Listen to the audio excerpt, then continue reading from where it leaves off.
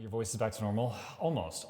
We'll see how we do after this tier list. If you're watching this in the future, my voice has been pretty messed up the last 2 weeks. The year is 2025. It is Christmas Eve. We played around 131 games this year, and we need to make a tier list. So let's rip the band-aid off right now. I am most known as a Guild Wars 2 content creator. So Guild Wars 2. This year, they released Visions of Eternity, which is their newest expansion. So I don't know if I should just rate it for what I played this year, which is all of its content, or just Visions of Eternity. Let's just do Visions of Eternity. So VOE comes out. I think it's the best writing that they have had in 3 years. I think it is pretty good features. I think it's beautiful. I think the sound design is good. However, I am not like a huge fan of like a lot of the elite specs that came out. So, it is still my favorite MMO, but I would say high A tier, maybe low S tier. Like I'll put it in S tier, but I'm gonna put other things above it, despite the fact that I'm mostly a Guild Wars 2 content creator. As some of the things that they're doing with like their balance decisions, I'm not happy with. But most of it I'm pretty happy with. Okay, let's see. Hold on. Expedition 33. I think Expedition 33 is not overhyped. I think it completely deserves all the accolades and the attention it's getting. I played it and I finished it, and I do believe that it was like, I've done reviews for like 50 different games. I do think it's one of the only games that I have ever reviewed where I gave it a 10 out of 10 for the sound design, like the music and the combat, the 10 out of 10 for the visuals, 10 out of 10 for the writing. Merry Christmas, Happy Holidays. Thank you. And 10 out of 10 for the gameplay. It was really, really good. Even though I didn't keep playing it after, I guess I did do all the side content that I could find, other than one really pain in the butt fight. I don't think it's a perfect game. Expedition 33 did have issues. For example, I don't like the fact that you can get so strong you can one-shot bosses, because then it was like I was missing entire conversations that the bosses would have, stuff that they would say, because I was just one-shotting them. And then it's like you have to balance yourself, so it's like, okay, I have to hold back a little, and that felt kind of stupid. So I wish the balancing was a little better, but other than that, the game was fantastic. It's like 9.9 out of 10. Simon or Sprong? I killed, you can kill Simon on turn 1. Yeah, that's been a thing for a while. Okay, what was this one? Amanda the Adventurer 2. There are many spooky games in here, because we played 30 spooky games during the month of Halloween. Amanda the Adventurer 2, sequel to the first one, it had a really annoying game loop where you had to do puzzles that involve VHS tapes. And you would put in VHS tapes and play it and have to do something right at a specific moment on the tape. But you couldn't fast forward or rewind. So you had to let the whole tape play out. So if you missed the moment, you had to let the whole tape play out and then put it in again and play it again. And it made it to where the game loop was very annoying to me. So after a few hours, I just stopped. So I did not finish it. I did not like the fact that, I didn't mind the puzzles, but the implementation was extremely annoying. Okay, let's see. Children of Morta. Finished it and it was fun. This was a little 8-bit roguelike game where you play different members of a family that are all trying to do roguelike stuff and save the world. And as you level the characters up, it also will make the others stronger in different ways, encouraging you to play different characters. It was a very cute little game. I made a positive review video for it. It was good. It was good. Ball X Pit. Loved it. Almost S tier. This was an incredible little indie game. This the story is kind of silly, but the gameplay is addictive. It's fun. Rounds are very short, so you can play a bunch of rounds of it. Like anytime you got a few minutes, you could play a round of it. It was very easy to get into and enjoy, and I had a lot of fun playing Ball Pit. Davy X Jones. This was a demo that we played during Steam Next Fest. You play kind of the equivalent of Davy Jones, but your head is missing, so you're playing just like the body, and the head is swimming around next to you and giving you advice and stuff like that. And it was like an action shooter game. It was very cool. I liked it. I would be interested in playing more of it once it's out. But we played the demo version, so it's going in that list. Okay, Age of Wonders 4. Oh man, maybe a low S tier. Age of Wonders 4, I really, really enjoy. and we have done many campaign playthroughs on stream. At this point in time, we have played 331 hours of it. Some of it like on my own and some of it with you guys. It is a really good game. If you liked Heroes of Might and Magic many years ago, this is quite similar. But, you know, it has its own unique, you know, way of doing things. But Age of Wonders 4, super good. Age of Darkness, A tier. Loved it. Very similar to They Are Billions. However, it's like, you know, huge waves of like demons and stuff, not necessarily zombies. And you also have a hero unit. And you can pick from various hero units to play. Extremely easy to pick up, extremely hard to master. Because it's like, you know, you're playing, you're building, and then on night 1, 100 zombies come. Then on night 2, 1,000 come. Then on night 3, 10,000 come. Like, it ramps up really fast. But it is a very fun game. I did a positive review video for that one. All Will Fall. I played a demo of this during Steam Next Fest. All Will Fall is probably one of the funnest games I played during Steam Next Fest. It was very similar to playing like Stranded, Alien Dawn, or RimWorld. You had like a group of people you were controlling and giving different tasks to and priorities, but you're building like a city. You're on almost like an oil rig type thing. You're on like a floating mass of stuff, and the world is just flooded, water everywhere. And occasionally the tide raises or goes down, and you need to get food and supplies and things like that. But there is also physics. So if you like build something that's kind of wonky and the weight's all on one side, it'll fall over, it'll break. And it was really enjoyable. Like during the Steam Next Fest, I wanted to play like 2 hours or 1 to 2 hours of each game, and I didn't want to stop playing that one. I was having the most fun on that one for sure. Like it was not even close. Amenti. Finished it. Amenti was fine. It was supposed to be a spooky game. I think we got scared once or twice while playing it. And it was just like it was just an hour or two long going through like a haunted pyramid type thing. And then, you know, there's like aliens and stuff like that. There was like this big mummy thing that was chasing you. It was just a short little horror game.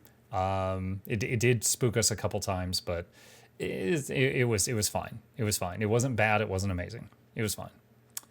Cyberpunk 2077. I think I'm putting it there. S tier, below Expedition 33, above Visions of Eternity. I'm going to put Cyberpunk right there. Cyberpunk was a game, like among all the games that you guys have bullied me into playing, that was the game that I think I've loved the most of any game you guys have pushed me into playing. Wasn't that last year? If it's on this list, it spilled over into January at the very least.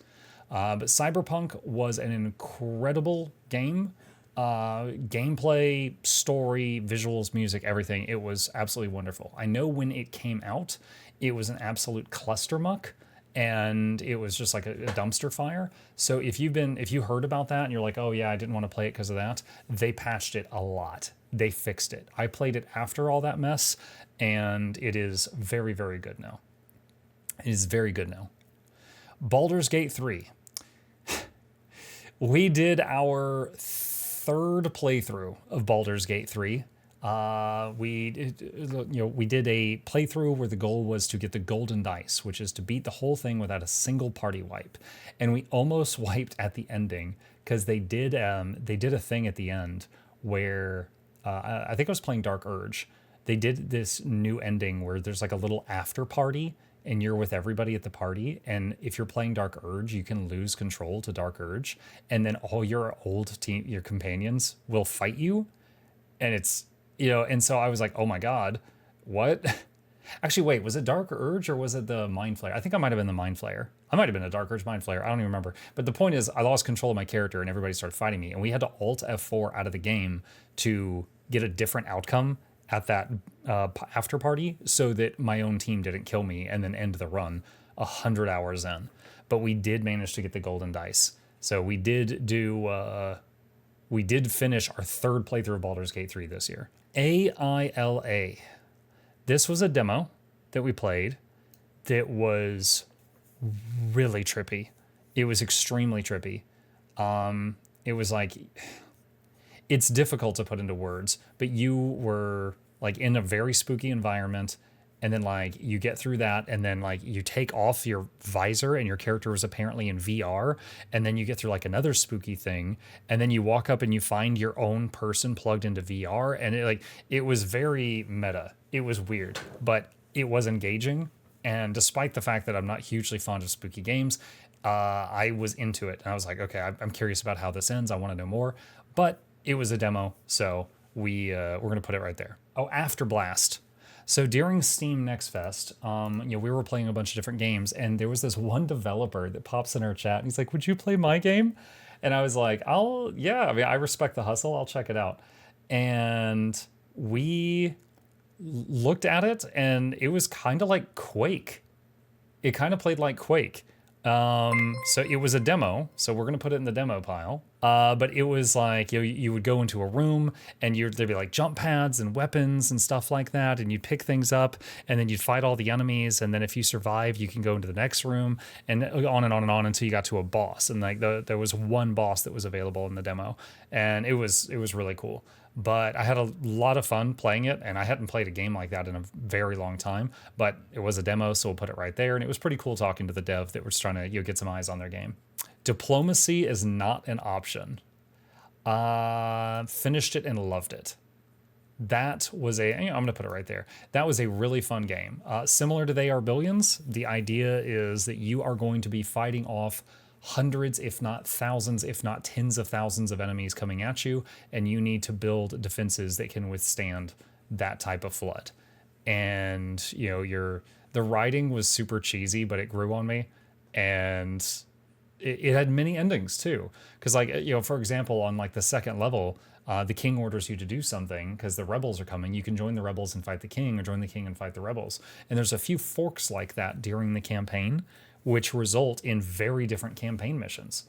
All right, so April 24th. This was an hour-long horror game that we played. I'll say finished it. It was... the whole point was just jump scares. Like, the writing in it was pretty shallow, but it did scare the hell out of me 2 or 3 times. Like, it very much captured the ambiance of what is necessary to spook the hell out of someone. So I'm going to put it right there. So it did the job for Halloween. Avowed. Avowed, I think it was overhated. A lot of people had very bad things to say about Avowed. I saw like Asmongold bashing it, and lots of other big streamers and content creators bashing it. I played it. I had fun. I honestly had fun. I remember I was running around and I was weapon swapping between like a flintlock rifle and a spellbook and a wand. And I really enjoyed Avowed. Now, was it Skyrim? No, it was not Skyrim. It was not Oblivion. It was an open world game, but that's where the similarity ends. You weren't going to steal somebody's like wallet and their potatoes and stuff like that. But I very much enjoyed Avowed. I thought it was quite good. I'll put it in low A tier. Let's see. Beyond the Map. Beyond the Map was... It was honestly Valheim in action RPG camera angle. Like even the buildings and stuff looked exactly the way they do in Valheim. I was wondering if they had actually kind of stolen the ideas. But we played it during Steam Next Fest, and it was pretty cool. But yeah, it was literally Valheim, but from the camera angle of like Diablo. And I remember that my first death in that, I chopped down a tree and it fell on me and killed me. Okay, Blueprints. Blueprints is a detective game where there's mysteries and puzzles, and we spent like 10 hours on it, and I'm very proud of some of the puzzles that I solved in that game. They were very challenging. But it was also a roguelike, which means you might be like, oh, okay, I need to find a lever, take it to the greenhouse, pull the lever, and then get to the antechamber. But then you don't get the greenhouse on your next run through the house. The rooms would randomize. So you have to do multiple runs trying to get the building, the rooms that you need. And it was just annoying. So it's like as a mystery and game, it was very cool. It was quite fun. As a roguelike, it was annoying as hell. Because I think out of the 10 hours I played of it, I felt like I wasted 6 hours of my time. because there was so many times that I did a run and it just dead ended and I had to start over and I lost all progress. So I stopped after about 10 hours because of that feeling that just kept coming up. Borderlands 4. I finished it. I have played all the Borderlands games except the Tales of series. Borderlands 4 was a buggy mess. It was crashing constantly. It was giving us a lot of trouble. And after we finished the final boss of the story, it finally popped up and was like, now you can do this new leveling thing. And it was this really cool looking leveling system that looked awesome, but it only opened after you finished the whole story. And I was just like, no. And I just closed the game. And primarily because of the crashing and stuff, like the writing was fine, the gameplay was fine. None of it was none of that was terrible, but none of it was like amazing either. But the constant crashing was like just, ugh. It was just really, really annoying. Boyfriend Dungeon. Oh god, this was so cringe. We played this for Valentine's, I think. This is one where like you date weapons. I'll say finished it. We played it on Valentine's and then there was like an hour left, so we finished it on another day. It was cheesy, cheeky Valentine's gaming, like just every weapon could transform into someone that you could date. Except there was these claw things that turned into a cat and then you could just like pet the cat. It was weird. The casting of Frank Stone. This is one of those games that's like 90% movie and 10% game.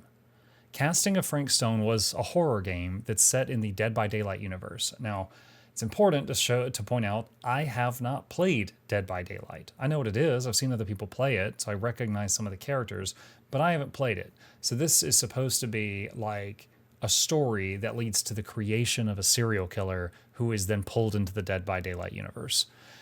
And my biggest, it was fine. My biggest feedback on this one is at the end, if you didn't know Dead by Daylight, the ending of this makes no sense at all. Because it's the people sitting around the campfire, which is what Dead by Daylight looks like at the beginning when you're first starting. And it's supposed to signify that they're like trapped in a loop.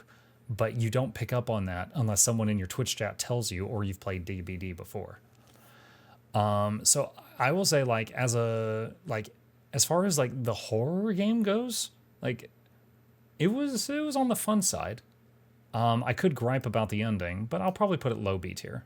Okay, Carcosa, something Carcosa. The little picture's too small. Chorus of Carcosa. Chorus of Carcosa was a freaky little game for Halloween, like many of these. Chorus of Carcosa was a freaky little Halloween game. And it was kind of cool and was getting into it. And then suddenly 5 minutes from the end, the main character's tone completely shifted. I'm going to be vague here in case any of you want to play it. Imagine someone who's like, oh, I've got to resist the darkness. I've got to resist the darkness. And then 5 minutes from I got to get out of this building. This place is crazy. And then 5 minutes from the end, he's like, for our Lord Cthulhu. And then nothing seemed to have happened that triggered that. Just all of a sudden, you're trying to get out of this building. And then the very next step, for our Dark Lord. And it was whiplash. So the game was pretty cool up until there was one crash we had and then that. So that was really, really weird. So I'm just going to say finished it because we did finish it. Chrono Trigger. My understanding is I cleared 80% of this game. Chrono Trigger, I understand that it was a product of its time. And for its time, it was a legend. Playing it this year, in 2025, it had some stuff that was just really annoying. The combat system, they're oh, it's not turn-based and it's not real-time. It's this thing that's in between the two. After trying it, I have to say, it felt like the worst of both worlds. I hated the combat system. Because what would happen is it'd be it's your turn, and in the time it would take you to click fight and click the type of attack you want to do, the computer would slap you again. So it's the computer takes a turn every, let's just say 5 seconds. And then whenever it pops up and says it's your turn, the computer's timer is still counting down toward their turn. So it could be like, okay, it's my turn. And then you open your bag to see, like, look at your items, and then the computer would slap you again. It was incredibly irritating, and it felt extremely unfair. Like, it's just like you would lose a fight where the enemy's at 1 hit point because while you were clicking the attack button, he would jump in front of you again. So that was really irritating. We got 80% through the game, and we got to a fight where it was like multiple phases, and you couldn't save between the phases, and it was like a 30-minute fight. And there was this one thing that kept one-shotting me like 20 minutes in. And I tried it like 3 times, which was like almost an hour and a half. And then finally I was like, I'm done. I'm done. And we just watched the ending on YouTube. So I'm going to say I didn't finish it for negative reasons. I understand like why it is the legend that it is. I've also watched Josh Strife Hayes' video on it, where he praises it. And I saw, some of the stuff that I didn't get to see. But I never want to play another game with that kind of combat system. What was this? Crimson Snow. Another horror game that was about you're home for Christmas and your fiance is across the street from you, and she surprises you by being home for the holidays. And she's like, come on over, we'll have a good time. And as you're going outside, this massive snowstorm, comes across your vision. You can't see anything, and you're pushing forward, and finally you end up on a front doorstep. And what you don't realize for a little while is that you're at the wrong house, and the person who's in there is your ex, who sold her soul to Satan to get you back. And it's this crazy chick that's on the cover. And she is taking turns trying to kill you and then trying to kill your fiance who's on the phone with you. And you're like trying to survive and also tell her what to do for her to survive and stuff like that. It was an interesting horror game. It was pretty straightforward though, but the story was kind of engaging. So I'll put it in low B tier. Okay. Chronos: The New Dawn. This game was very interesting. It was kind of like playing a game, like a survival game, like every last resource you pick up matters. And you would use those resources to craft things you need. However, your character felt like that you're steering someone who was 500 pounds in a spacesuit. You did not have a dash or a dodge or anything, and you were really slow and cumbersome. So like avoiding enemy attacks was quite challenging. However, the story was really good. Also, it is a story, and I have never played another game that had multiple endings where they are all canon. And that blew me away. There are many endings for the game and a New Game Plus ending, and they're all canon at the same time. And it's genius the way that they implemented it. So I am going to put that in. It was fun. I'm gonna put it there. That was a good one. Little Hope. Okay, so this is one of the Dark Pictures anthology. This one, so most of the Dark Pictures it's kind of like a movie with QuickTime events. And you got to respond to the QuickTime events to save the characters in the movie, but it's like a horror movie otherwise. Little Hope, they tried something new with that one. And that one, the characters each had like a negative trait. Like let's say it was pride. And if that character got to a point in the story where you could do something that goes against their negative trait, you would remove it. If you didn't remove their negative trait, they would die. It was a really, really stupid system, and it took us a while to figure out what was going on, and then we even had to Google and look it up. So I'm just going to say we finished it. I think that is the worst of the Dark Pictures anthology games. Got another Dark Pictures anthology game. The title is cropped off here. We'll come back to that one, because I think there's 3 in here. What was this? This is Days Gone. Days Gone was another survival game set in like zombie apocalypse. It's incredible that they found a way to make it to where fighting hordes of zombies could be annoying.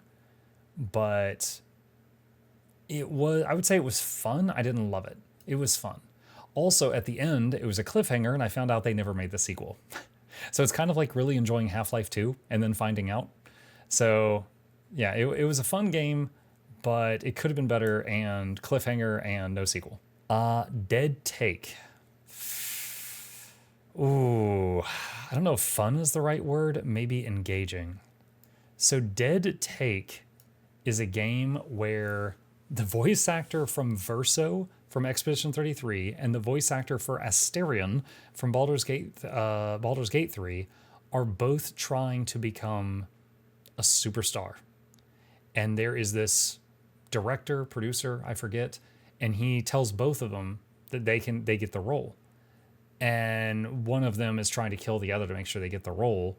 And you basically, it's kind of like the dark side of Hollywood. And you see a bunch of really fucked up stuff, like really messed up stuff in that game. But it was engaging, and I was definitely there the whole way through. Decks of the Damned. I'm pretty sure we played that during Steam Next Fest. So Decks of the Damned was interesting because you had like a map, and when you put down cards on it, because it was a card game, where you placed it mattered. So like if you put a card for a tree on the map, there would be a tree there. And then you could take a card for an axe and chop down the tree and stuff like that. So it was a game where you were like building an area for yourself, and you had like a vampire. But where you place the cards, like you might place a card that's like your vampire sleeping in a coffin and another card for a net trap. And depending on where you put the trap will depend on whether or not it catches a vampire hunter that comes over, because they have to hit the net, stuff like that. It was really cool. It was a demo though, so I'm going to put it here. Definitely liked it more than that though. Dispatch. Okay. I have a weird conundrum with Dispatch. Dispatch, in my opinion, was an amazing show. It was hilarious. It sparked much joy. I loved it. There wasn't a lot of game. Is that weird?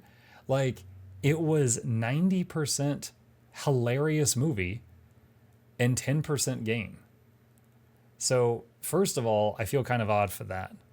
Invisigal. I have never been tempted to open it back up and play it again. So so S tiers, I can't stop playing this even after finishing it. So it's not going to be S tier because I have not been tempted to open it up a second time. But it was really, really good. So I will put it top of A tier. I'll put it right there. All right. Doom the Dark Ages. Very fun. I will say it was extremely fun. You're running around as the Doom guy, having a big chainsaw shield on your arm, bashing through things. It was Doom. It was Doom. It was a lot of fun. I enjoyed it. Not much else to say about it. Dollmare. This is a horror game about someone in a factory, and dolls are coming down the assembly line, and you need to check them for anything wrong with them. Are they burned? Are they saying, spooky things? Do they have knives in their hands? Weird things like that. And it gets weirder and weirder as the story goes on. Pretty cheesy end, but the gameplay up until the ending was pretty fun. So I'll put it right there. Dread Flats. Oh man, that one was legit spooky. Another short horror game. Dread Flats was about one of those insufferable YouTubers that goes to sleep in like a haunted area to do like a video on it. And like while he's sleeping, he has the camera running, and the next day he looks at the feed, and this like grandma like sneaks into the room and like climbs underneath the bed. All right, so Dread Flats. I don't like horror games. I play it for you guys, but as far as horror games go, this was pretty engaging. So I will put it there to give credit where credit is due. Dragon Quest XI. Yeah, Dragon Quest XI. We played it in April. That is the only Dragon Quest game I've ever played. It was pretty good. It was pretty good. I enjoyed it. It's not the type of thing that we usually play on this channel, but it was pretty nice. It was over 50 hours. Chat seemed to enjoy it for the most part. By the end, though, I was definitely kind of burnt out, and I just wanted to wrap it up. But it was pretty good. So I'll put it right there, middle of B tier. All right, Eclipse 2. What was this one called? Eclipse 2 Invasion of Darkness. Steam Next Fest game. We played it for like an hour or two. It was an interesting little game. The camera angle was like an ARPG, like if you're playing Doom or Path of Exile or something. But the game itself was very, very challenging. You know, it was one of those where like movement and parries and stuff was like extremely important. Man of Medan was, I think, one of the better Dark Anthology games. I think I even actually saved. I think everyone was alive when the credits rolled, but there was heavily implications that one of them went back and died after the credits rolled. But I would say, as far as a horror game go, this was a very entertaining one of them. Drova. Drova was such a sucker punch. Drova was this cute little pixel game, and it looked like an RPG world where like you chop trees and gather crops and go into dungeons and stuff like that. And it ended up being one of the toughest games I've ever played. It was extremely challenging combat system, but we did finish the game. It was fun. And the developer of the game came in our chat the next day and thanked us for playing his game, which was really touching too. So we are, I would say, put it like there. So Dune, I did a sponsored stream for them, and I played it for, wait, no, hold on, did I? No, I'm thinking of something else. Maybe I just tried Dune on my own. I can't recall. Dune was really, really cool opener. Like, I've never seen any of the Dune movies or read the Dune books or played other Dune games. I knew nothing about it. Dune, I knew nothing about it going in. And the opening cinematic was amazing. And then there was no more of that. It was just go survive in the sand for like 3 hours. So after like 2 or 3 hours of desperately hoping that more story was going to happen and it didn't, I finally put it down. So I'm going to say I didn't finish it just because I got bored. Elden Ring. Elden Ring, we beat in previous years. We opened it again this year to play it with chat integration. And I must say I'm never doing that again. Elden Ring with integration was like people could pay $1 and like spawn a new mob on me. And if they did that during boss fights, they would kill me every single time. Like they could speed me up, they could slow me down. Happy Christmas to you, they could, your family in chat. Heal me, they could bleed me. There was all kinds of weird stuff they could do.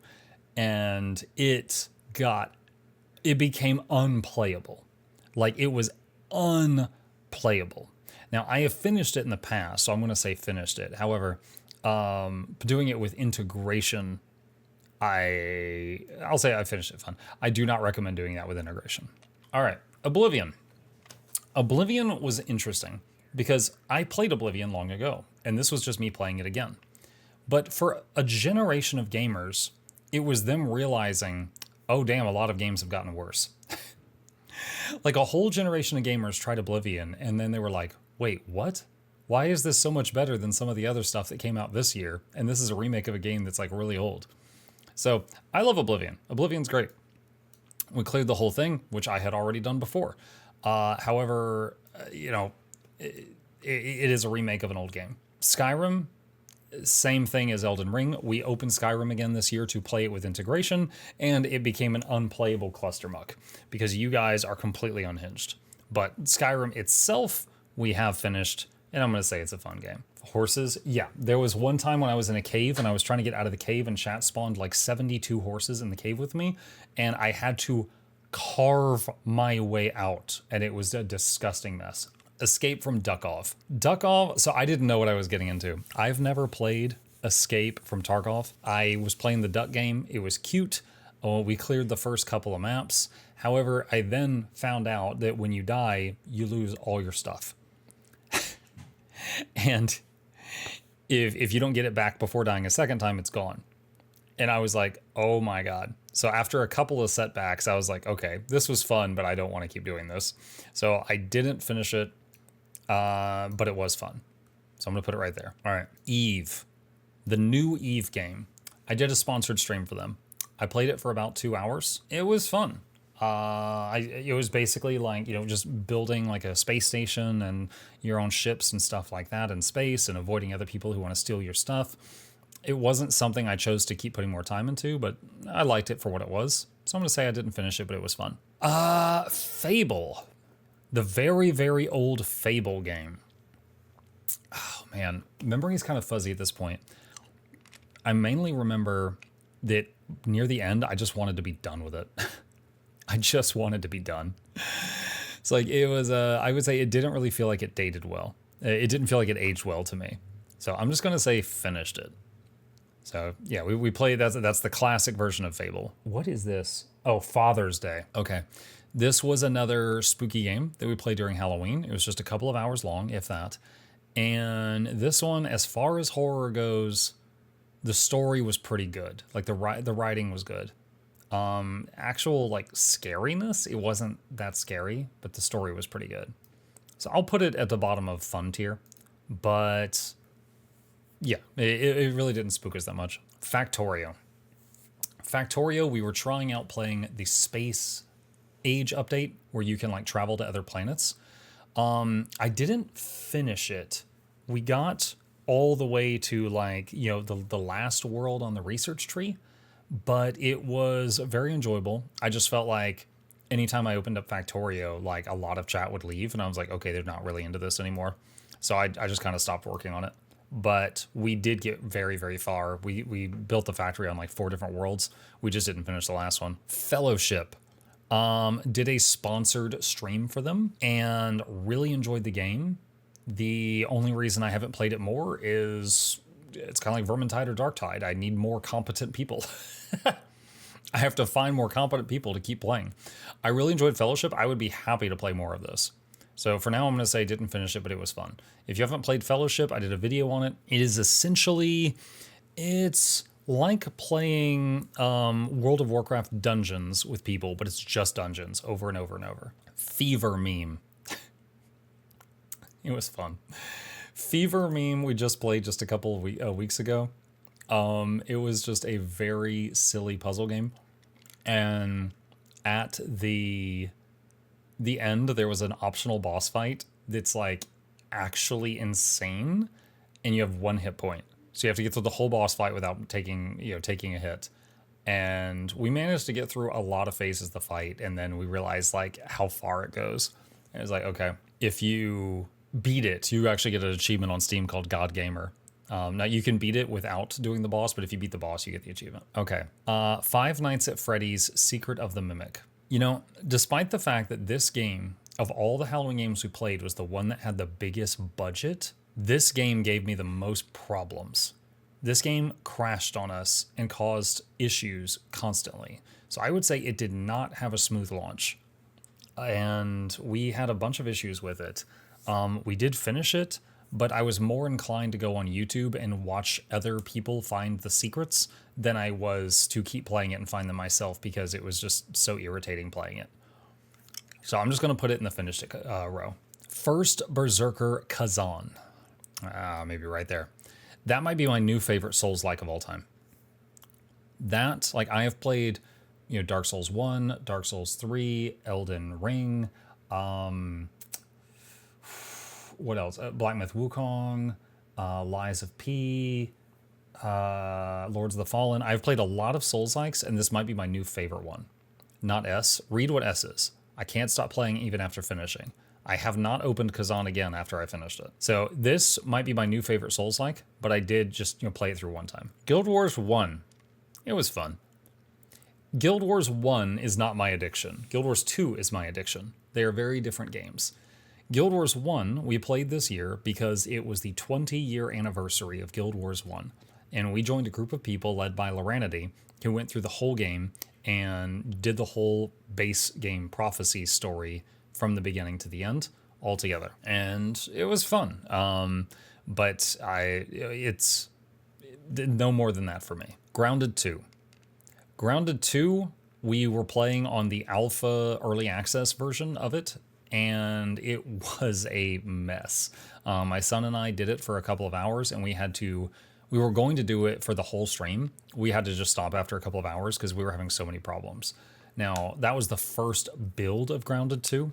I believe they have done many more builds since then, but that build was an absolute mess, so we only played it that one day. Need to try it again. What is this? This is Clock something. What was that one called? Hell Clock. Hell Clock we played the demo on during Steam Next Fest.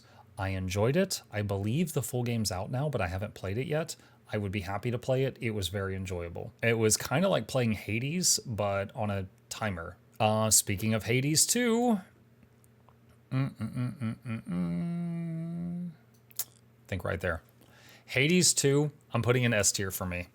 Hades 2 was one of those games where like I got to the ending but there's like a bonus true super ending another 50 hours in. And by God, I kept going until I got it because it was so much fun. I wanted an excuse to keep playing.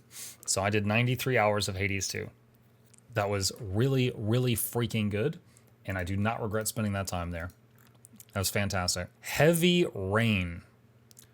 Not really a spooky game, but a game with dark themes like kidnapping and stuff like that. This one was a QuickTime event. Felt very similar to playing Detroit Become Human. And it was about, well, you played a bunch of different characters. You played a bunch of different characters that were going through this situation where kids are being kidnapped and going missing, and you're trying to figure out what's going on. And it was a very engaging story, though. I only got some of the characters to the end alive, as I failed some QuickTime events. But I'll say I finished it, and it was fun. It was a good story. Happy Game. This is just what I imagine an acid trip is like. This was just a weird game about a kid who was trying to sleep, and he keeps having nightmares, and you're trying to survive in his nightmares, and just everything is going absolutely bonkers. Really, really weird game. But I didn't hate it. I didn't love it either. Putting it right there. Okay, Hell Is Us. I want to go back to. We played Hell Is Us for a sponsored stream that we were doing for, what is it called? GeForce Now. We were using that game to just demonstrate GeForce Now. But afterward, I remember I said, I want to come back to this at some point. So I'm going to say I didn't finish it, but it was fun. We only played a few hours of it. All right. Hogwarts Legacy, which has been getting another round of drama lately because it's been free on Epic, and a lot of people picked it up because it was free. Hogwarts Legacy was all right. I would say the biggest thing I remember about Hogwarts Legacy is Nog Dog spoiling the puzzles. It was kind of like, I'm not a, what do they call it? Like a Potterhead? I'm not a Potterhead. It was all right, you know, just running around doing magic and stuff like that. The story was okay. It was very, you know, kind of power of friendship, stuff like that. Because basically like every kid at the school was walking around with a loaded gun, right? So it's like something bad happens and everyone just pulls out their wands. It was like a Texas school. But it was all right. I did some of the side quest and then I just kind of finished the main one. And it was okay. It was okay. So I'll say I finished it, and it was kind of fun. I didn't love it. I didn't hate it either. Heroes of Hammerwatch 2. I did a sponsored stream for them. I believe I did that one with Bajira and Loco, and they died a lot. And then I carried them as much as I could. But it was a very fun game, and I would not mind going back to that with some people in chat at some point. It was a very enjoyable game. It's a roguelike, so like anytime that we would wipe, we'd have to start back at the beginning. Oh, Silksong. Silksong, of course. Everyone knows Silksong. The game that when it went live, it broke the stores for like 3 different company websites, including Steam. So for me, I finished Silksong, or I should say I got a ending on Silksong. I didn't get the tough ending. And it was equal parts fun and frustrating. So I didn't love it. And unlike Hades 2, when I got to the early ending, I did not keep playing to get to the true ending because I was like, I'm done. I'm so just beaten down by this game. I'm done.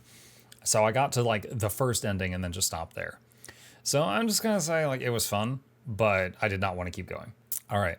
Indiana Jones. Muck beat it without doing skill upgrades. Oh my God, yeah. So Indiana Jones, I misunderstood the skill tree system, and I essentially beat the whole game without spending any skill points.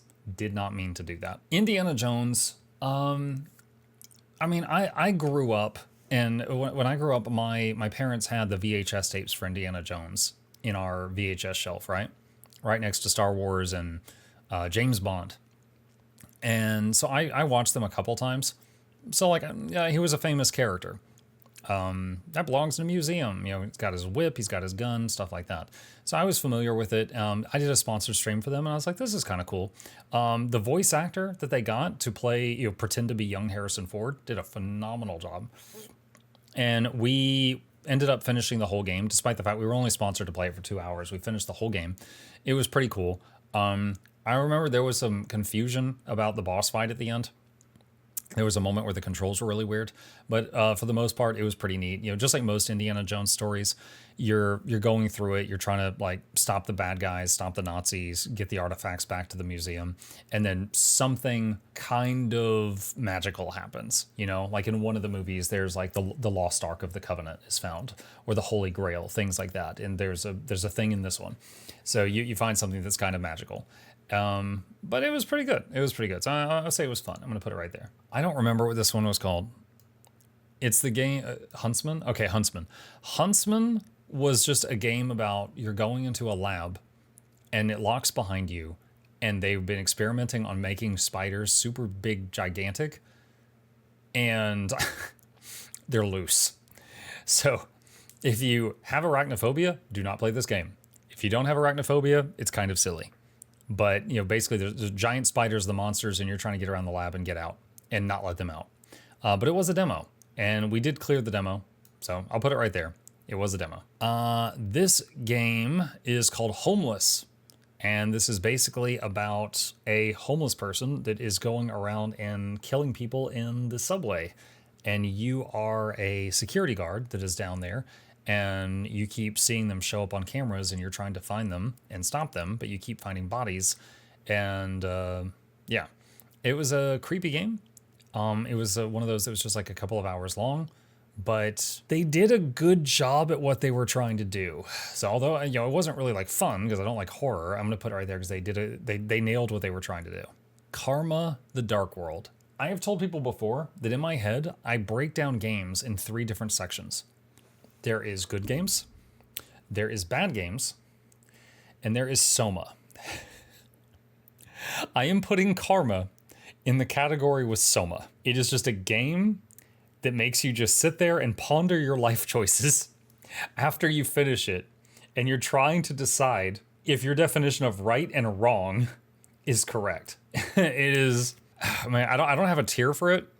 I'm going to say it left a mark on me, so I'll put it at the bottom of loved it. It was something. Kill It With Fire. I didn't even save this on Mukluk Plays because this was like a 1 or 2 hour long game, and it was literally about you're going through rooms and there's spiders and you have weapons like guns and you just blast the spiders with them. It was silly. It was silly fun, but it was just like a 1 hour long shoot at bugs thing. Killer Frequency. All right. Imagine you're like the late night DJ for a small town, but then someone calls in and says like, you know, this is the police department. This is a small town. We only have 2 detectives and one of them just got shot. I need to take him to the next town to get medical attention. I am forwarding 911 calls to you. I don't expect anything to happen, but I need you to answer the phone if anyone calls in and try to help as best as you can. So you're playing music, you know, but you're also taking calls. And whoever it was that shot the cop is now doing, like, going around and like, you know, it's a serial killer, and they're hunting people down all over town. And you're basically the DJ and you're in your booth, so you're pretty safe. But you're trying to talk people through emergencies and get them out alive and stuff like that. It was interesting. I would say it was kind of fun. I'm put at the bottom B tier. It was between C and B, but it was pretty good. Kingdom Come Deliverance 1 and 2. S tier. I am going to put those up there.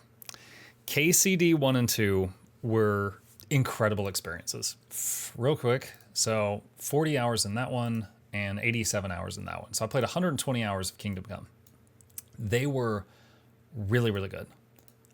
It is a world you get lost in. You, like, when you're making potions, you're like, all right, I need to turn on the burner. I need to put oil in the pot. I need to bring the pot over here. I need to add the herbs. It's starting to bubble, turn down the heat. You know, like, everything you did was a whole process, but you were rewarded. Like, if you did the mini game for making potions well, you would get like a whole cauldron full of potion, and you'd make like 10 potions. But, you know, if you burned it, you would ruin the whole batch, stuff like that. Like, it was a world you would get lost in, and it was a really good story, and it was very, very enjoyable. It was awesome. I thought KCD 1 would be A tier because of the combat lock issue. They weren't perfect games, but I did stay there until I finished everything I could find. Like everything I could find. They were really good games. And I do recommend them. Also, if any of you are thinking of playing KCD2, play KCD1 first. KCD1 ends, and KCD2 literally picks up like 5 minutes later. You're not going to understand what's going on if you don't play the first one first. Okay. Moonlighter 2, Steam Next Fest. We played a demo, so it's going to go right there. It was fine. I don't think I would play the full game. It was okay. It's about someone who is moonlighting. You know, they go out at night and they're like, you know, adventuring, and then during the day they come back and manage a shop. It was okay. Didn't love it, but it was fine. Kingdoms of Amalur Reckoning. This game came out a very long time ago, similar to Oblivion, and I played it this year just because I had the whim to do so. It was on sale. We picked it up, played it. It was very, very good fun. We were like using magic to throw chakrams and watching them like, you know, just get controlled through the air, stuff like that. Very good game. It was an older game, but very, very good. And I'll say it was quite fun. Maybe no, probably like there. Probably there. Was that Re-Reckoning? Yes. Level Devil. Level Devil is a troll game where you try to beat a level and it'd be like, oh yeah, take your guy, go from here to here. And then like when you're almost there, a pit opens up. And it's like, oh, I have to jump before the pit. Okay. So you try again, you go there and you jump, and then like a spike hits you in the head. And it's like, oh my God. So it keeps doing like troll stuff. So it was fun. I think chat loved it more than I did. It was fun though. Okay. Kingdom 2 Crowns. This one was enjoyable. I don't remember if I finished it. Hang on. Kingdom 2 Crowns. No, I played like 5 hours of it. Was it during a demo? No, I've got a full copy of it. I might have to visit it again. I don't remember why I stopped playing this, but I do remember while I played this, I did enjoy it. So I guess we'll have to put it in. I enjoyed it, but I didn't finish it. What was this? Lost Eidolon's Veil of the Witch. Veil of the Witch. Pretty good game. I finished this one all the way to the end. Veil of the Witch took me 37 hours to beat it. My biggest complaint is it does not have a satisfactory ending. There's kind of two plot devices going on in Veil of the Witch. One is you have amnesia and you're trying to remember how you got there. They do have a resolution to that. You remember everything. It's a good story. It's very tear-jerking. The other problem is the lady trying to end the world. There's not a satisfactory resolution to that. The gameplay itself was quite fun, though. So I'll say it was fun. But maybe around like there. But it was, yeah, the writing for the main story kind of fell short at the end. Okay. Spider-Man Miles Morales. Oh man, I gotta separate this in my head. So we played all the Spider-Man games pretty close together. The Spider-Man 2 was the one with Venom. Miles Morales. Who was the villain in Miles Morales? The Tinkerer. Oh, the girl. That's right. Okay. Yeah, Miles Morales was pretty good. All of the Spider-Man games were pretty solid. The controls were incredible. They felt really good to play. This goes for all of them. But you know, he has different abilities than Peter. You know, he has the wall climbing, he has the swinging, but he's got this whole like electric thing too. I will say it was very fun. So I'm gonna put these pretty high up here. You know what? No, they were more fun than Guild Wars. I'm gonna put them above Guild Wars. Maybe Children of Morta too. Not Doom. So they were very fun games. So I'm gonna put them right there. But yeah, all of the Spider-Man. I don't even usually play superhero games, but someone gifted them to me, so I was like, all right, well, if I don't have to pay for it, I'll try it. And then I ended up loving it. They were really, really good. Also, I was very impressed with how optimized they were. The load times, considering the detail of those games, were incredibly short. It was really good. Lies of P DLC. Really enjoy it. I'm going to say loved it. I loved it. Lies of P is the DLC fixed some of my complaints with the original game. I believe they separated dodge and dash so that they aren't on the same key anymore, and a few other minor things. And the DLC had some very fun boss fights that we handled as well. It was good. It was very good. I enjoyed it. Mega Bonk. I don't know that I can say I finished it, but I played the hell out of Mega Bonk. So to be fair, I have to say I didn't finish it, but we did a lot of hours of Mega Bonk, and it was very fun. If I had finished it, I would probably put it in high B tier or low A tier. Like Mega Bonk and Ball X Pit were like indie diamonds in the rough this year. Those were both really, really good. Okay. Metro. All right, so I was gifted the Metro games, and we've played 2 of the 3 of them. I don't even remember which one was the first one and which one was the second one, but we have played 2 of them. My main complaint, so we had an issue. The first game, I opened it up and it started playing like, cutscene or, made by, developed by, and I just hit like escape, get to the main menu, adjust the resolution, adjust the volume, stuff like that. Then I'm like, okay, it's ready for stream. We played on stream later. I had skipped a cutscene at the main menu. It plays the cutscene once per installation, not after you press new game, which means we never saw the cutscene. So through the entire game, I was like, oh man, like what happened? Like did demons invade the world? Did Oblivion gates open? Was this nuclear fallout? And I was trying to find all this lore to piece it together. And all of this was explained in the opening cutscene. And we found out after the end of the game that we never saw the opening cutscene. And then we watched it and we were like, wow, that's so stupid. Okay, that explains everything. The second Metro game, we knew about this issue and we looked for it and it happened again. So in the first and second Metro game, they do not play the opening cinematic, which explains most of the story, except once per installation. So it was really stupid. Now, the gameplay itself was fine. It was a shooter with a story. I would say it was fun. So yeah, there was that one thing that was really annoying, but the gameplay itself was fun. And I will put them in I finished it and it was fun.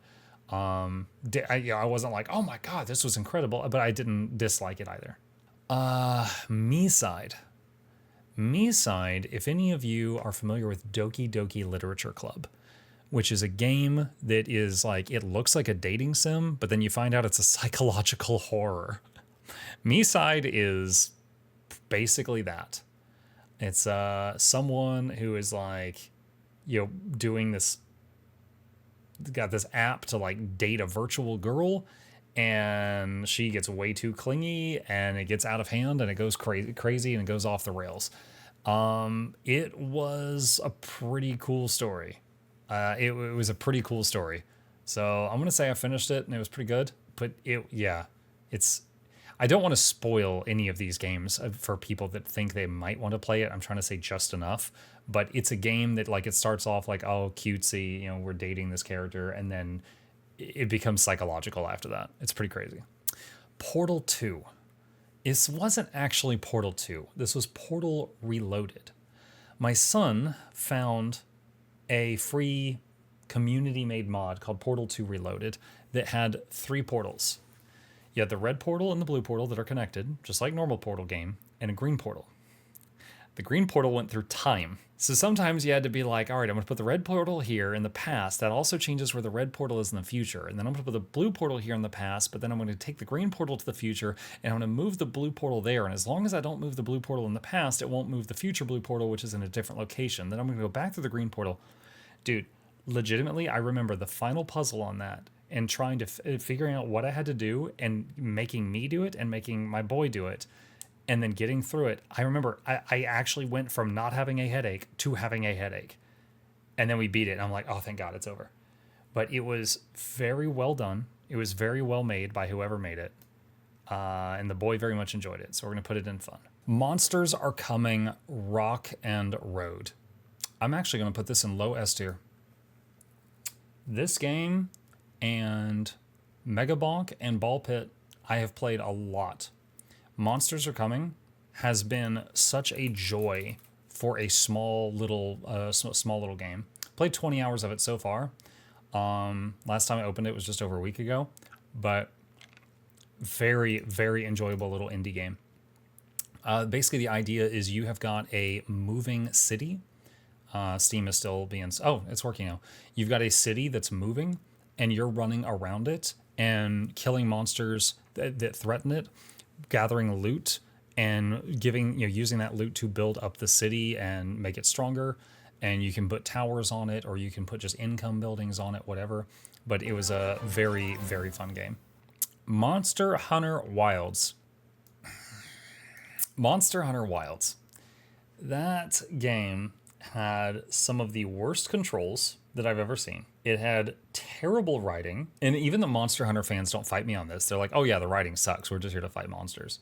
The terrible writing, terrible controls, and also the cats don't even do the food cooking jingle anymore. So that's huge points against it. So that one, I have played. What was the other one I played? Was it Monster Hunter World? I played Monster Hunter World, and that was okay, but I think the Monster Hunter games just aren't for me, because they both just feel very, very clunky. I did not enjoy it. I played a few hours, and then I stopped. No, I'm Not Human. Spooky game for Halloween. No, I'm Not Human was like, this monster would come to your house, and if you were alone, he'd come in and kill you. So you had to let people into your house. But if you let the wrong people into your house, they might kill you. So you had strangers that were constantly showing up and asking to come in, and you had to let some people in and not let other people in. And occasionally the government would come by and they would take people for like a census or something. So you couldn't just find like one perfect person and keep them there forever. So I'm going to say finished it. It was a weird game, but it fulfilled the role for Halloween. Okami HD. I loved the gameplay idea of it. It was basically like you had a paintbrush, and like, for example, you could like paint a line through an enemy and it would slash them, or you could paint a line over water and it would make a bridge. It was almost like the Herald and his purple crayon. It was really cool, but the graphics of the game had me and my chat about to throw up. So just to show it for a second, the art style of the game is, do you see it? It's like everything's squiggly. And after like we were playing this for like an hour, like we were getting headaches and getting nausea and stuff like that. So it didn't take. So we didn't finish it. I'm gonna say it was fun, but we couldn't finish it. We just played a couple hours of it. What was this? This is something System Redux. Observer System Redux. This was a really weird psychological horror game. It was very interesting. It was very difficult to follow because there was like, you're in an apartment building and there's like, 50 apartments, and you would knock on doors, and like door 1 might have beef with door 3. And then door 5 might be like, there's a smell coming from door 7. And then there's a dead body in door 7, but no one ever came outside their doors. You never saw any of the characters you were talking to. So I found it very difficult to remember who went where and what was what. It was pretty cool though, but it was hard to follow. So I'll put it at low B tier. Nice day for fishing, ain't it? Nice day for fishing, ain't it? I would never have played a fishing game if someone hadn't gifted it to me. I would never have played that. However, it was pretty fun. And the guy that's in the game that goes, nice day for fishing, ain't it? Whatever his name is, he raided us while we were on the final boss, and we got to talk with him for a few minutes. So, Rowan. So it was kind of cool talking with him. The game was pretty fun. So I'm going to say it was a fun game. Order 13 was a game about a warehouse, and orders would come in, and you would imagine you're like an Amazon warehouse. You've got everything you can imagine there. And it'd be like, oh, this guy wants to buy a stuffed cat. And you would have to go to aisle 13, get a stuffed cat, come back up to the front, put it in a box, packing peanuts, tape it up, mail it out. The warehouse is haunted. There's spooky stuff in there.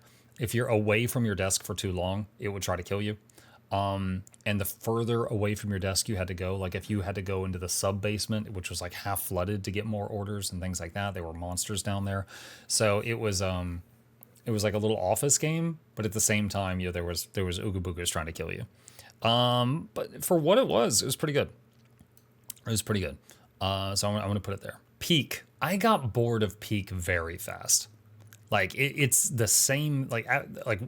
In 30 minutes, it's the same thing for the next 8 hours.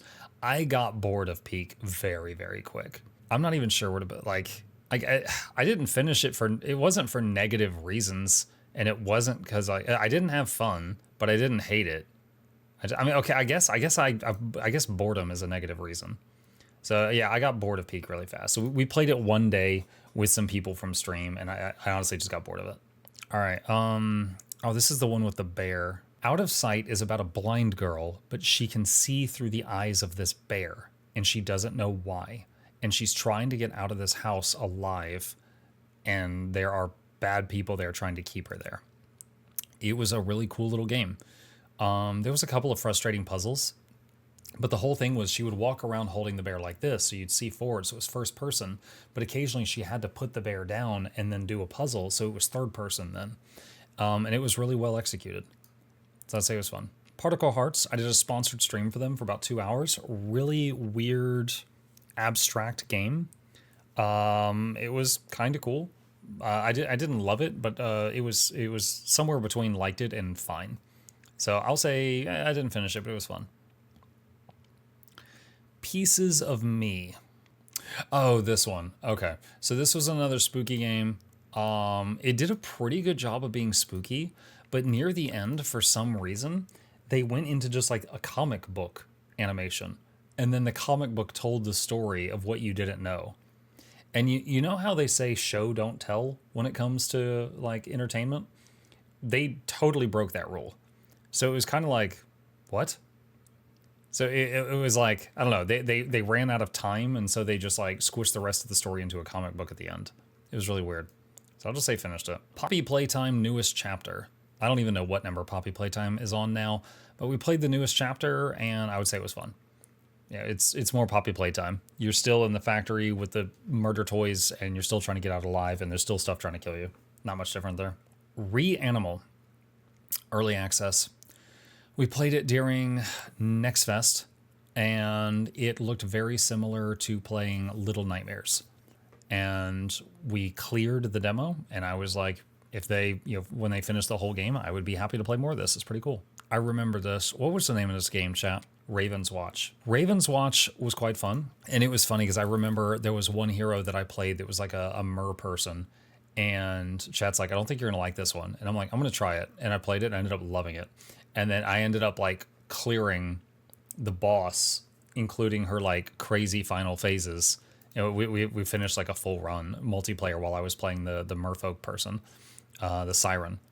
It was really fun. I only played it the one or two sessions, but I definitely quite enjoyed this. I quite enjoyed it. Riftbreaker. I mean, you guys know, for me, Riftbreaker is, I haven't played it in a little bit, September 29th, but I've got 530 hours in it. For me, this game is S tier. Like, this game has just so very much. I have played it so many times. Again, we've done so many challenge runs on it and made up our own rules just to make it more difficult, just as an excuse to play it more. It is a really good game, great integration. It's been a big hit on this channel for Mutiny Monday as well. Really good. Let's see. Repo. Similar to Peak. Very cute game. I love watching clips from the game with the funny faces the characters make. I got bored of it very quickly. So it was fun for a few minutes, but I just got bored of it fast. Especially if you're the first person to die on a mission, then all you can do is just sit there and watch other people play, which is which is like, that gets old quick. September 7th. This is one of those 1 hour long horror games where you are just like, the story was terrible, but the vibe was definitely there. Like, they definitely were nailing the scare the hell out of you vibe. So they got me a few times. I'll put it under finished it. Simulacra. This was a game, it was for horror month, for Mucktober. Simulacra was all about a woman is missing and you found her phone. And you're looking through her phone and you're finding out more and more information on like what happened to her. And so one, you're being a total creep, and two, you know, you're trying to like help this lady, but all you can do is stuff from the phone. So there's puzzles like, you know, like you're trying to find her password, and like it's her cat's birthday, so you have to go through her photo album on her phone to find like the cat with the cake, and then look at what the date on that photo was. Like there was some cool puzzles and stuff in it. But I remember there was like some people that would call and talk to you, and the the writing of the interactions between you and these other people was just like awful. So I'll say finished it. Sins of a Solar Empire 2. Did a sponsored stream for them. I didn't finish it. I didn't keep playing after that, but it was fun. If I wasn't like wrapped up in other things I liked more, I wouldn't mind playing more of this. So I'll put it there. Slay the Princess. I did not know what to expect going into this game, but I sure as hell did not get what I didn't expect. That was something. That was an experience. It was very unique. It was bonkers. It has like 50 endings. I saw a few of them. I do recommend it. And it's a pretty cheap game. So I'll say it was an enjoyable game that we finished. Split Fiction. Really high A tier. Split Fiction, me and Boy played, and it's a 2-player game, and the whole idea is that there are 2 authors, or they want to be authors, no one's published them, but one likes fantasy, one likes sci-fi. One likes happiness, one likes, you know, misery. And they get pulled into this VR thing, and it's using the ideas in their head to make a world, but it's merging them together. And it is really freaking cool. And it is a teamwork game. It's made from the same people that made It Takes Two. But very, very good. Do recommend. It's one of those games where you buy 1 copy, you get a second copy free because it requires 2 people to play it. But it was really good. One of my top games for the year. Styx. Shards of Darkness. So there's been a couple of games for Styx. There's Master of Shadows, and then there's Shards of Darkness. And Shards of Darkness ends on a major cliffhanger and kind of a dumb boss fight. But everything leading up to that was pretty good. So I'll put it and finished it. But if they come out with another Styx game, like I think they're making a 3rd one, I would play it to see how it ends. What was this? Tactical Breach Wizards. Tactical Breach Wizards was very good writing, simple gameplay, but the writing was quite good. And I would say, probably low A tier. It was good, and I made a positive review video on it as well. Probably sold some more copies of it. That was pretty good. Okay, Tainted Grail: Fall of Avalon. This game, there's like 3 chapters to the game. And in the first one, I was doing everything, every little bit of side content that I could find. However, in the second and the third chapter, my viewership fell off, and I felt like you guys as an audience just were done. They were done with Tainted Grail. So I just tunnel visioned the main story and just charged straight to the ending for like Acts 2 and 3. So I thought it was kind of fun, but I felt like my community didn't, so I kind of rushed the ending. But I'll put it in the fun category. 10 Bells.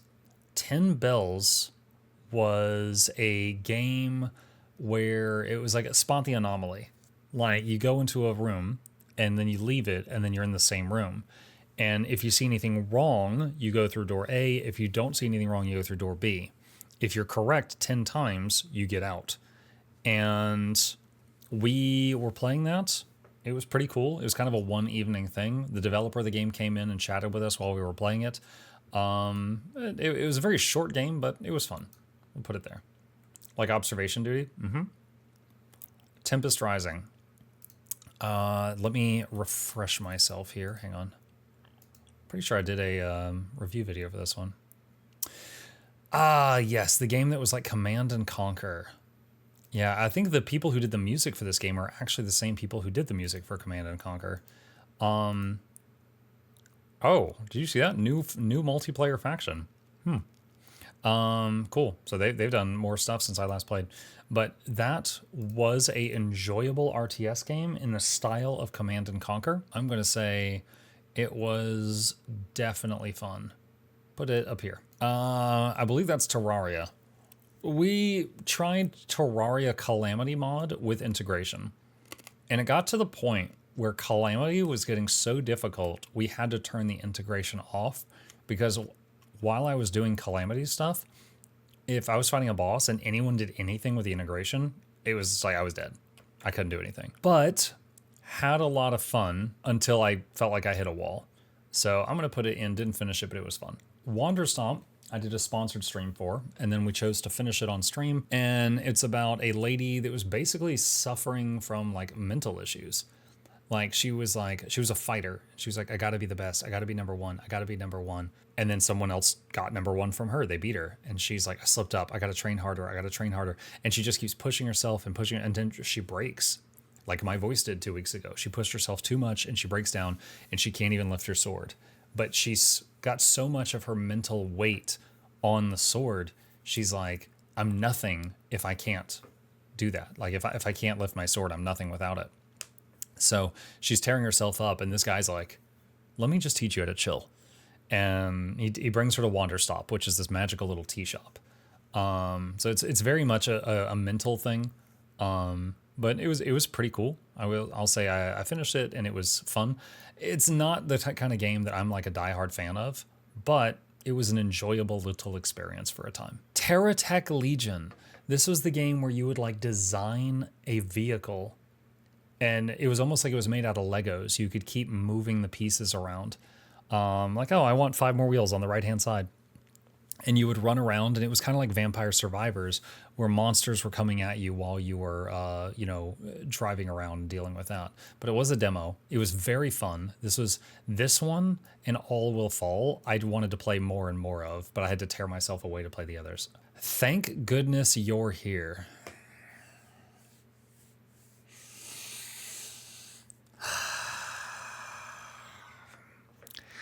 I finished it. That was violently British. I don't know how else to put it. That was just a violently British goofy game. That needs to be higher. It does not need to be higher. Like there was no minute in that game where I predicted what the next minute was going to be. I was like, oh, we're just going to shrink and go down the drain now. Okay, yeah, sure, that's fine.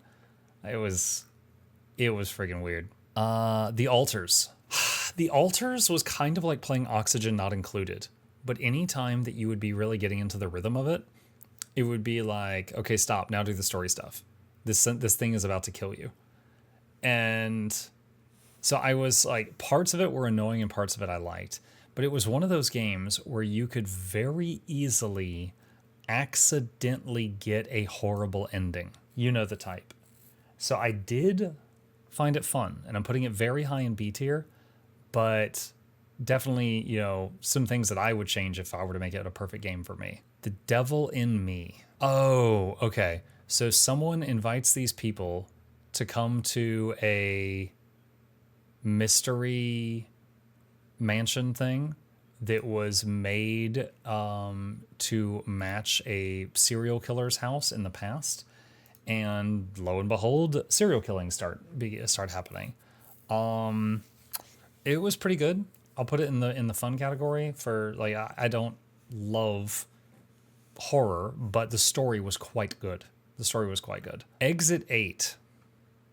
I accidentally beat this game in 10 minutes, and we had to play it again for me to. I was like, okay, let's beat it twice, and then the second time took me an hour or two.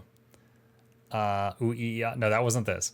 Exit 8 though is again, it's a game where it's Spot the Anomaly. You go through a hallway in like a subway station, and then you go through again. Is anything different? If yes, go that way. If no, go that way. Get it right 10 times, you're out. That's it. But it is it had some it's fun stuff, but it was a very short game. Now on the topic of Twisted Gallery.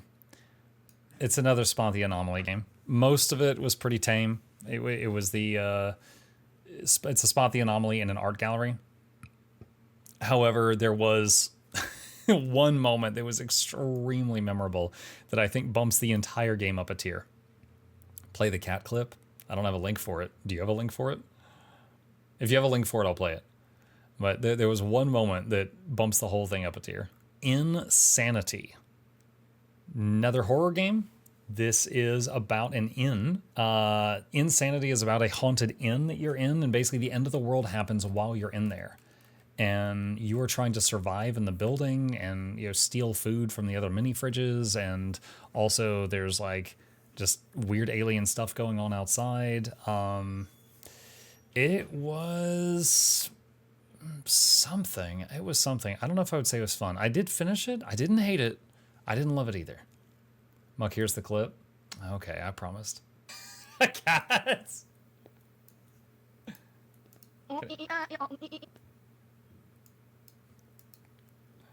Is it done?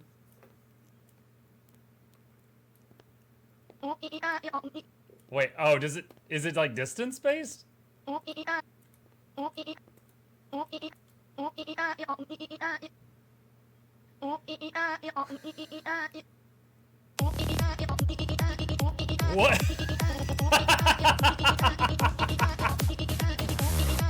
Oh my god!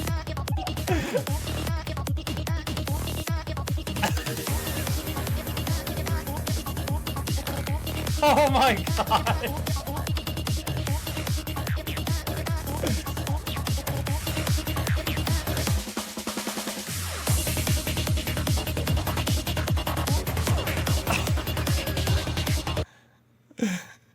Oh, this clip is cut short. Well, that's what I was provided. Anyway, yeah, that moment elevated the entire game, because like the whole game was fine, and then there was that. It's like the developer of the game was just like, oh hey, no one can stop me. I can do what I want. Let's see. Okay, The Pedestrian. The Pedestrian was a very interesting game that involved puzzles on signs. So it's like you were moving from sign to sign around a city. Very cool, unique style, and like I can't imagine how much time all the artwork in the background and stuff took, but it was very cool. It was very cool, very engaging. So that one definitely was fun. Definitely was fun. The Slormancer, didn't finish it. How much time did I put in Slormancer? Slormancer, we did 14 hours. I didn't finish it, but I did have fun. And it did run quite well too. So I'm gonna say I didn't finish it, but it was fun. I got to a point in the game where the next step was like, not exactly this, but you know, it's like go kill 10,000 enemies and come back. And it's just like, it was like a massive time sink. And I was like, okay, I'm not willing to do that. So I stopped. But the game was definitely fun up until that point. Thymesia. Thymesia was a Souls-like game, and did not have a lot of customization on it, on your character. You didn't get to change much on it, but it was a Souls-like game, and it was pretty good. It was funny because I remember I got all the way to the final boss just without parrying at all, just dodging, and then I had to learn to parry on the final boss. And it took me a while, but I got him. So I'm gonna say I finished it, and it was fun. Was that Total Control? No, Total Chaos. That's this one. We just played Total Chaos a little while back. This was a spooky-ish game that we were given, but it was also kind of a survival shooter. One thing that was really crazy about it is like everything had durability. Like you could, I remember one enemy, I killed it by throwing. I threw like a 2x4, 2 wrenches, a screwdriver, and a pair of scissors. Like it was very much random bullshit go.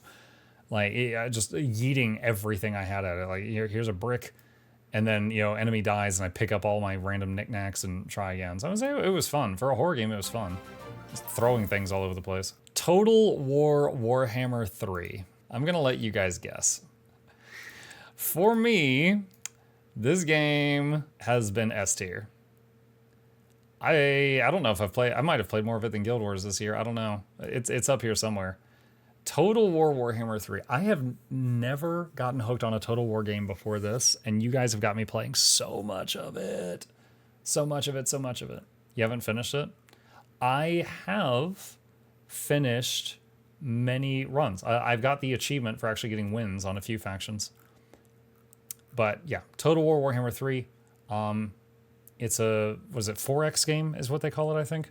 It's turn-based in the open world, but battles are RTS and is extremely fun. And we're working on a few playthroughs of that right now. Tower Dominion. Very fun little game.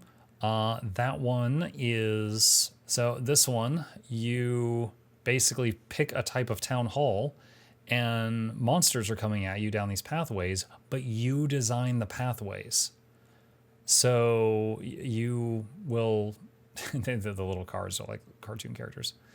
So you'll get, like, you'll draw a path and then you can put it down kind of like you're playing, you know, cards, playing down cards or something. But it was really good. And that was one of those where the dev came in and talked to us while we were playing it, and they were really sweet. So I'm gonna say finished it and it was fun. The game didn't really have an end, so I'm just gonna put it there. Unheim. We played this on Halloween. This is kind of like Five Nights at Freddy's. You're at a desk and you've got to deal with a bunch of things on the desk, and if you miss something, then something comes and eats your face. So I guess I just got bored of it. So I guess like that's the worst I can say is I got bored of it. We played it for a few hours. We beat a few levels and then it's like, okay, let's move on to the next Halloween game. So I'll just put it there. I didn't hate it, but I certainly didn't love it either. Vermintide 2. I would play more of this if chat was interested in more of it. For me, this is an S tier game. I want to keep playing more. Unfortunately, it requires more people. Vermintide 2 is very, very fun. Same with Darktide. I enjoy both of these games. The only reason you guys don't see me play more is when I play them on stream. Typically, we get lower viewership. And I've told you guys there's 2 requirements for anything I stream. I got to be having fun, and the viewers have to be interested in watching it. And those 2 games, so far, you guys are not usually that into it. I'm interested. I'm glad to hear it. Dawn of War 1. It was a very old game, so I'll say it was fun. We finished it. We beat the campaign. I need to play Dawn of War 2 at some point, but yeah, we played Dawn of War 1 this year, and it was good. It was good. Warhammer 40k Rogue Trader. Rogue Trader did a sponsored stream for us to show off their new DLCs. And after doing it, I was like, God dang it, I want to play it again, and I want to play these DLCs. And we did a whole additional playthrough of Rogue Trader, and it was so freaking good. Since low S or very high A tier, because I've put like 200 hours. I've done 200-hour playthroughs of Rogue Trader, so it's up there somewhere. It's really, really good. All right, what was this one? Wins something. Where Winds Meet, I think. Yeah, Where Winds Meet. Okay, I played Where Winds Meet for about 2 hours. Beautiful game. It's gorgeous. Combat was pretty fun. The writing in those 2 hours, I'm pretty sure my son could have made a better story. It was like there's actually a child character in there, and I wanted to send her to the mines. Like, she was so irritating. And dude, I'm a parent, and this kid was so irritating, I wanted to quit the game. Like, the writing and the talking was the number one thing that made me put it down after like 2 hours. It was so bad. It was so bad. So it was like, you know, when I'm playing a game, I do pay attention to the story, and that one was just terrible. So no, that was not for me. Witchfire. We played this during Steam Next Fest. We played a short version of it. It was a roguelike first-person shooter where you're in Spooky Town and you're trying to go in there and get some things and get out, kind of like an extraction shooter type thing, but it's just you and you're like a witch hunter type thing. It was pretty cool. I liked it. We played through what was available in the early access. I would say I would be happy to play more of that when it comes out. And the last one, Yakuza Like a Dragon. I have played Yakuza 0, and I've played Yakuza Like a Dragon now. My audience, similar to the Tide games, seems to dwindle when I play Yakuza games. Like a Dragon, I liked the gameplay more than the Yakuza 0 game because it was turn-based. It's not that I'm in love with turn-based games, but I like them more than what the combat style that Yakuza 0 was, whatever you want to call that. So it was a step up in my mind, but also the story. Dude, I almost teared up at the end of Like a Dragon. Like, it almost made me cry. Like, it hit hard. It was really, really good story. So I'm going to say I finished it, and it was definitely fun. However, because my audience seemed to tire of it, I skipped so much side content. To just get the ending because my audience was basically done with the game. And I was like, okay, well, we got to pay the bills. We got to wrap this up and move on. Have you played Sleeping Dogs? No, I have not. The hot take tier list. These are all based on my own personal enjoyment. These are my personal enjoyment. So once again, S tier is I kept playing it even after I finished it because I couldn't stop. I just really enjoyed it. A tier, finished it, didn't play it again, but I loved it. B tier, I finished it, it was fun. C tier, I finished it. D tier, I didn't finish it, but it was fun. I just didn't want to go through it, or I'll come back to it at some point. E, I didn't finish it for a negative reason, and this, I didn't find it fair to review these because these were like early access games, so they weren't done yet. Only hot take is thank goodness you're here in C. And that's it. That is it. Oh man, I'm glad my voice held on for that. That was our tier list for the, I think, 131 games that we played in 2025. Technically, there's already something missing because like we played, what was it? The Dark Heresy Alpha just the other night. And that was pretty cool, but I'm definitely going to play more of that when it comes out. But yeah, 2025, great year. I'm a little under the weather, so I sound less hyped for this tier list than the other, but that's just because I'm under the weather right now. But yeah, we got a lot done. It was very cool. And here's to many more.